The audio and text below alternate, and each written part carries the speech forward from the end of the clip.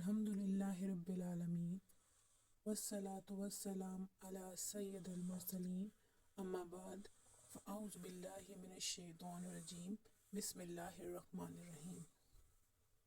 حضور نبی کریم صلی اللہ علیہ وآلہ وسلم نے جب نبوت کا اعلان کیا تو اس وقت حضرت سیدنا عمر فاروق رضی اللہ تعالی عنہ کی عمر تقریباً 27 برس تھی۔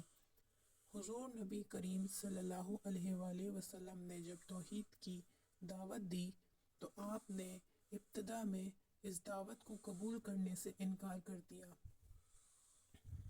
حضور نبی کریم صلی اللہ علیہ وآلہ وسلم نے اللہ تعالیٰ کے حضور دعا فرمائی، الہی عمر بن خطاب رضی اللہ تعالیٰ عنہ یا عمر بن ہاشم دونوں میں سے ایک کے ذریعے اسلام کی خدمت فرما۔ اللہ تعالیٰ نے حضور نبی کریم صلی اللہ علیہ وآلہ وسلم کی دعا کو شرف قبولیت بخشی